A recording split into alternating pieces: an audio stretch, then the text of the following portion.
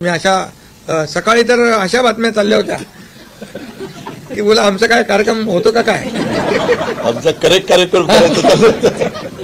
तर याच्यामध्ये खूप आपला ऐतिहासिक विजय झालेला आहे आणि त्यामुळे खऱ्या अर्थाने आमची जबाबदारी वाढलेली आहे. आता या सगळ्या ज्या काही जे घेतलेले आम्ही निर्णय आहेत की आमचा एकही निर्णय कागदावर राहिलेला नाही. मी त्या सगळ्या निर्णयात जाऊ इच्छित नाही, पण एकही निर्णय आम्ही कागदावर ठेवला नाही. कुठली योजना आहे ती कार्यान्वित केली आम्ही आणि त्यामुळे जो लोकांचा विश्वास शेवटी या बहिणींना विकत घेताय का, काही लाच देताय का, या सगळ्या गोष्टीला आम्ही सामोरं गेलो. कोर्टामध्ये काही लोक गेले ही योजना बंद करण्यासाठी आणि म्हणून लाडकी बहीण योजना जी आहे त्या केल्या आम्ही फक्त बोललो नाही तर 5 इन्स्टॉलमेंट लाडक्या बहिणींच्या खात्यात टाकले सुद्धा. आणि आम्ही तर आम्हाला माहित होतं हे विरोधक सावत्र भाऊ आमच्या या नोव्हेंबरच्या पैशामध्ये अडकाटी आणतील, म्हणून आम्ही ऑक्टोबरमध्येच आचारसंहिता लागायच्या अगोदर नोव्हेंबरचे पण पैसे दिले. कारण शेवटी आम्ही देण्याची नियत आमची आहे, नियत साफ आहे. कारण आम्ही फक्त कागदावर योजना ठेवायच्यासाठी केलं नाही. कल्याणकारी योजना आम्ही केल्या. कल्याणकारी योजनेमध्ये लाडकी बहीण, मुख्यमंत्री लाडकी बहीण योजना, त्यानंतर मग लाडका भाऊ केला आम्ही, युवा प्रशिक्षण योजना केली, 3 गॅस सिलेंडर दिले, त्यानंतर युवा वयोश्री योजना केली, शेतकऱ्यांची आम्ही योजना केली, शेतकऱ्यांना वीज बिल माफ केलं. या निवडणुकीत देखील कोण कुठल्या पक्षाचा, आता तुमचा कुठला पक्ष आहे तुमचा? राष्ट्रवादी. आता तो कोणाचा आहे ते लोकांनी ठरवलं आणि शिवसेना कोणाची तेही ठरवलं आणि लोकांनी ते ठरवलं. त्यामुळे आता बऱ्याचशा गोष्टी त्या स्पष्ट झालेल्या आहेत. त्याचबरोबर शासन आपल्या दारी, आम्ही याच्यापूर्वी शासन आपल्या दारी आम्ही केलं. डायरेक्ट तेव्हाही योजना होत्या, पूर्वी लाभही होते, सगळं होतं, परंतु लोक कंटाळून त्या योजनांचा लाभ घेण्यापासून वंचित राहत होते. आम्ही 5 कोटी लोकांना त्याचा लाभ दिला, शासन आपल्या दारी. आणि आपल्या लाडकी बहीण योजना, यामुळे एकंदरीत लोकांनी विश्वास ठेवला की हे देणारं सरकार आहे, हे फक्त बोलणारं सरकार नाही आहे. आणि म्हणून देणारं सरकार आहे याच्यावर विश्वास ठेवला आणि कल्याणकारी योजना. ईवीएम का देखो, अभी झारखंड में है ईवीएम अच्छा है क्या? झारखंड में, कर्नाटक में ईवीएम अच्छा था. जब अभी वो लोग पहले जब जीतने के बाद बोलते ईवीएम अच्छा है, इलेक्शन कमिश्नर अच्छा है, वो लोग तो सुप्रीम कोर्ट तक तो उनको सलाह मशवरा देते हैं. उनको वो जो यंत्रणा उनके बाजू से, मतलब उनके फेवर में रिजल्ट आते अच्छी है. अभी तो वोटर लिस्ट पे भी उन्होंने ऑब्जेक्शन लिया था. तो जब हार जाते हैं तो बोलते हैं ये यंत्रणा खराब है, जीतते हैं तो बोलते हैं अच्छा है. ऐसा कैसा है? आणि त्यामुळे एकंदरीत या राज्यामध्ये सर्वसामान्यांचं सरकार सर्वसामान्यांसाठी काहीतरी करतंय ही भावना प्रत्येकाच्या मनामध्ये निर्माण झाली. आणि आम्ही म्हणालो कॉमन मॅन. आता कॉमन मॅनने आम्ही ठरवलंय की त्यांच्या जीवनामध्ये काही बदल घडवून चांगले दिवस आणून त्याला सुपरमॅन करायचं. पण त्यांनी आम्हाला या निवडणुकीत सुपरमॅन सारखं काम करून दाखवलं आणि एवढं भरभरून त्यांनी आशीर्वाद दिले की लोकांनी एवढंच आहे की यामध्ये बऱ्याचशा गोष्टी स्पष्ट झाल्या. लोकांनी कल्याणाचं आणि विकासाचं राजकारण स्वीकारलं. लोकांनी सुडाचं, आरोपाचं, द्वेषाचं राजकारण झिडकारलं.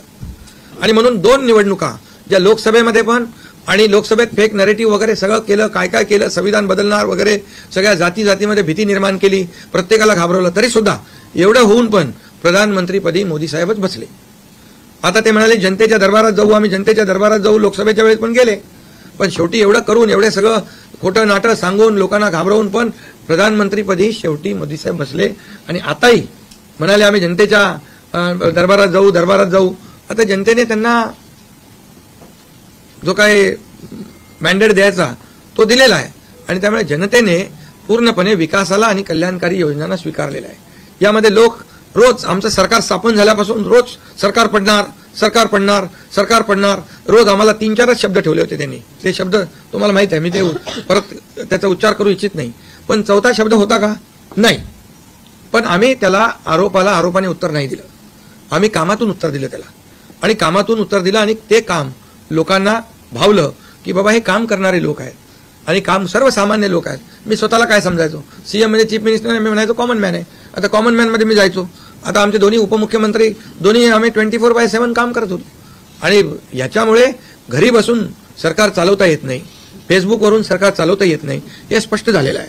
आणि म्हणून आम्ही लोकांच्या, बाळासाहेब सांगायचे, कार्यकर्ता घरात नाही लोकांच्या दारात शोभून दिसतो. शासन आपल्या दारी आम्ही घेऊन गेलो. आणि म्हणूनच आज बाळासाहेबांच्या विचारांनी आम्ही सरकार स्थापन केलं 2019ला मोदी साहेबांच्या आशीर्वादाने. आणि 2019ला जे सरकार स्थापन व्हायला पाहिजे होतं ते सरकार स्थापन झालं नाही, ते लोकांनी बरोबर लक्षात ठेवलेलं आहे. लोक ते विसरलेले नाहीत आणि म्हणून बऱ्याचशा गोष्टी स्पष्ट झाल्या आणि मला समाधान आहे की 2019ला 56 जागा आल्या होत्या आणि त्या 56 मला वाटतं आताही 56 जागा आल्या अजून चालू आहे. पण एकंदरीत आताच्या पर्यंत म्हणजे विकासाला लोकांनी महत्व दिलं. मोदीजींनी आता अमित भाई असतील, नड्डाजी आहेत, तिथं पियुषजी आहेत, केंद्रीय मंत्री आपले भूपेंद्रजी आहेत, राजनाथ सिंगजी, बऱ्याच सगळ्या लोकांनी, आठवले साहेब तर आपल्या सोबतच आहेत, आठवले साहेब सोबत 100%. तर एकंदरीत आपण सगळ्यांनी या निवडणुकीमध्ये एकत्र येऊन काम केलं. आता एकत्र येऊन काम केलं, आता त्याच्यामध्ये काही लोकांनी म्हणा त्याचा अर्थ वेगवेगळा काढला. मोदी साहेब म्हणाले एकत्र या, विकासासाठी एकत्र या. आता लोकांना आवाहन केलं, जसं आम्ही काय त्याच्यामध्ये जातीपाती धर्माचा उल्लेख केला नाही, पण मतदानासाठी एकत्र या, विकासासाठी एकत्र या, या राज्याला पुढे घेऊन जाण्यासाठी एकत्र या, असं आवाहन करणं काय चुकीचं आहे. आणि लोकांनी ते एकत्र येऊन एकजुटीचं दर्शन या निवडणुकीमध्ये घडवलं. शेतकऱ्यांचं जे किती 7.5 HP पंपाच्या 3, 5, 7.5 आणि त्या पंपाचं वीज बिल माफ केलं. शेतकऱ्यांना आम्ही 2.5 वर्षामध्ये 2.25 वर्षामध्ये आतापर्यंतच्या इतिहासामध्ये जेवढा मोबदला दिला नव्हता 15,000 कोटी रुपये तो दिला. त्यांच्या योजनांसाठी 45,000 कोटी रुपये. म्हणजे एकंदरीत कल्याणकारी, मी डिटेलमध्ये जात नाही त्याच्यामध्ये, पण एकीकडे विकास. आपल्या सगळ्यांनाच वाटतं ना